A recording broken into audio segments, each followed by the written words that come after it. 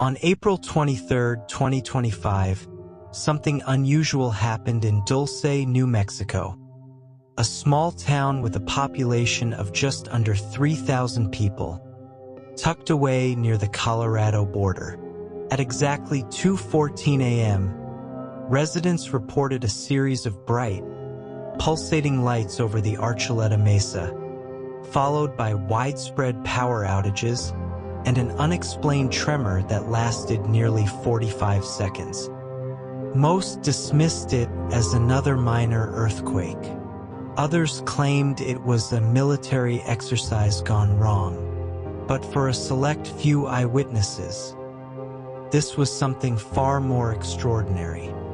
It happened just 3 months after NASA confirmed the existence of Neptune 9, an exoplanet orbiting in the Ursa Major constellation, approximately 42 light-years from Earth. With an atmosphere rich in oxygen and conditions strikingly similar to early Earth, scientists around the world hailed it as one of the most promising candidates for extraterrestrial life. But what if life from Neptune 9 didn't just exist? What if it had already arrived? On January 17, 2025, NASA's Transiting Exoplanet Survey Satellite, or TESS, detected unusual light patterns from a region in Ursa Major. Further spectrographic analysis revealed an oxygen-rich atmosphere, a signature often associated with biological activity. Astrophysicist Dr. Marilyn Gomez described Neptune 9 as a mirror of primordial Earth, raising immediate speculation about its potential to harbor life. However, a lesser-known fact is that several deep space listening stations in South America and Australia also reported receiving low-frequency signals from the same region starting weeks before the planet's public announcement. At 2:14 a.m. on April 23rd, multiple residents across Dulce reported sudden blackouts, malfunctioning electronics, and a deep rumbling sound they described as coming from beneath the ground.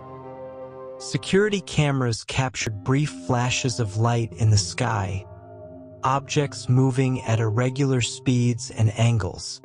Amateur radio operators reported interference and strange frequency distortions.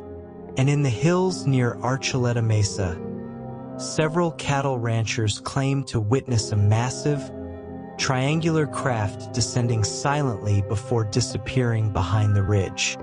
Within hours, unmarked black vehicles were seen moving through town. Cell service was cut in key areas.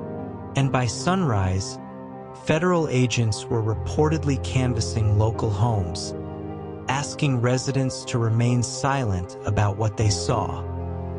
No official statement was issued. One rancher, speaking on condition of anonymity, described what he saw that night. It wasn't just lights. It was like the sky opened up and something big came through, bigger than any plane I've ever seen. And it didn't make a sound. Another witness, a retired electrical engineer, reported his entire home power system failing seconds before the sighting, despite running on an independent generator. The timing is hard to ignore. Just as global attention turned to Neptune 9, signals of unknown origin were being picked up, signals that some researchers now believe were not random, but targeted. Dr. Ethan Graves, a former SETI analyst, notes that the frequency patterns received prior to the April 23rd event contain structured intervals, a possible sign of intentional communication. Was April 23rd simply a coincidence? Or was it the culmination of contact that had been building for months?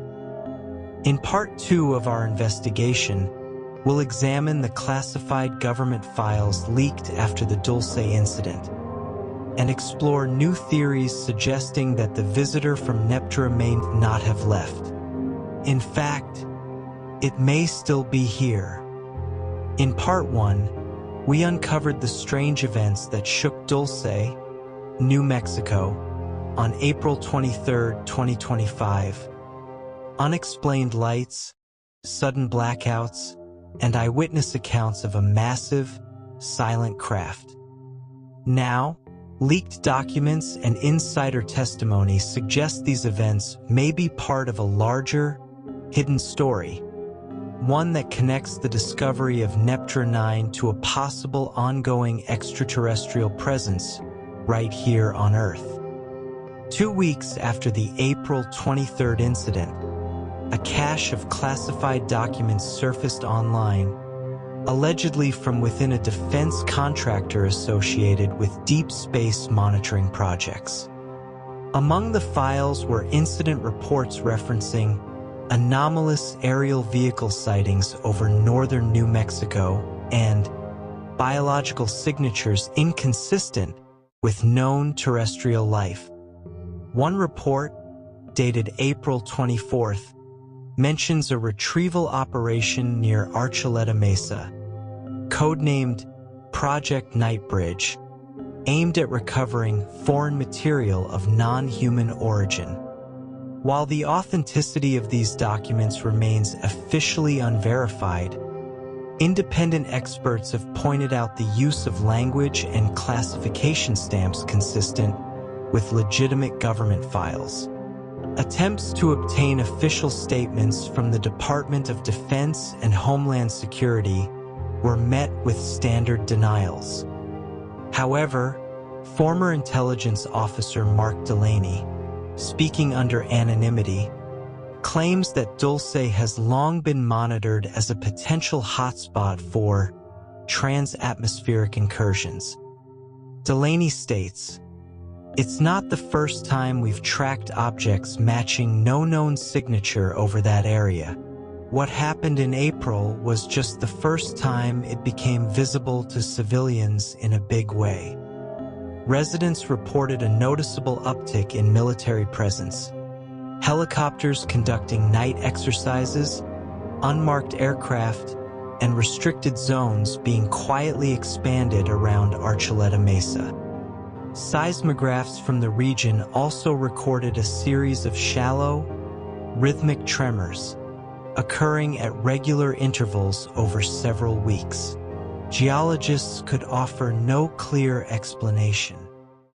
Satellite thermal imaging revealed unusual heat signatures beneath the mesa, patterns that some believe suggest the presence of underground structures or activity. The debate now centers around two leading theories. The first suggests that the April 23rd event was an intentional act of contact, a delegation or probe sent from Neptune 9, finally reaching Earth after a long journey.